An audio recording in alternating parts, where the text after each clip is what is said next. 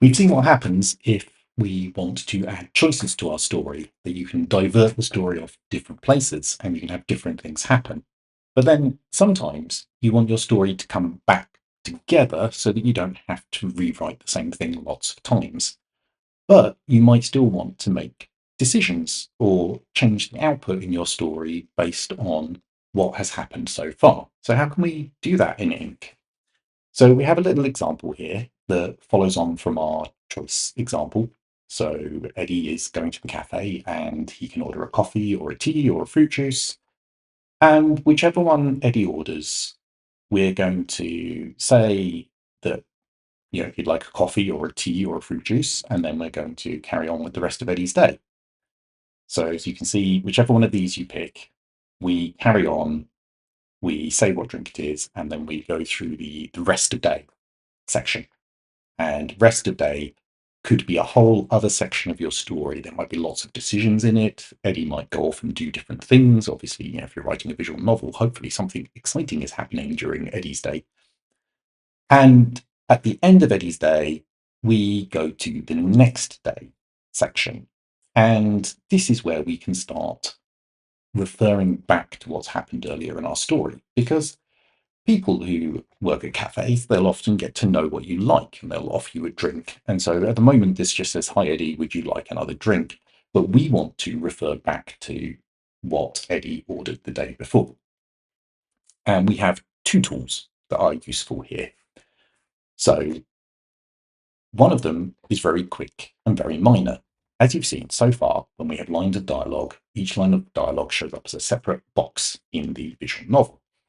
But we have a special operator in Ink called the glue operator. Looks like that. It's just an angle bracket, both sides.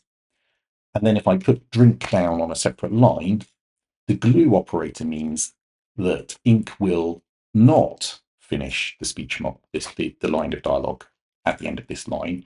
It will see the glue operator and say, "I need to go and look for the next thing." Now, doesn't help very much on its own. But here's where we can add what's called a piece of conditional content. So this is content that will change based on a condition. And one of the conditions that we can look at is which named knots have you visited during the story so far. So I'm actually going to delete drink here, and we're going to add an ink block, and we're going to add a condition block. And it's dropped in the right shape for the condition block, but it doesn't know what our story consists of, so we'll need to change this a bit. And the way the condition blocks work is we have these curly brackets and they mark the whole block. So this is a section of your script that Ink knows it needs to make a decision about which bit to show, if anything. And then each of your lines that starts with just a dash is what's called a condition line. You check whether something has happened. And the one we're going to use here is that if your condition is the name of one of your knots, so in this case, we're going to go for order coffee, then Ink will know that you've ordered coffee and it will say that condition applies. And it will look through them in order. So it will say, okay, if you've ordered coffee, I should put in the output that's here. So I can say, would you like another? And we've got the glue operator. So it will look and it will see coffee. There is a special type of condition called else that always is considered true. So if you want to show something, then that isn't is sort of is the else thing, the thing that happens if nothing else is true. That's what you put in there.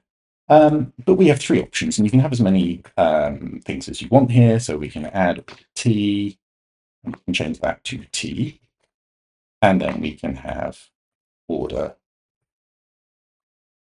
fruit juice, and we can add fruit juice. And I've just realized that all of these full stops should be question marks because this is a question, but we can cheat again a bit here because the glue operator, as well as being able to go at the end of the line, it can also go at the beginning of the line. So we can actually put the glue operator there. Actually, I won't do that because that actually introduces a space. We'll just put that on each of them. So let's give that a quick run. Let's see what we can see. So Eddie says hello. We're going to say that we want some fruit juice. I'd like some fruit juice, please. Ellie says, here we go. Eddie goes off, has all of his adventures. More of the game happens. The next morning, he returns to the cafe, and Ellie says, hi, Eddie, would you like another fruit juice?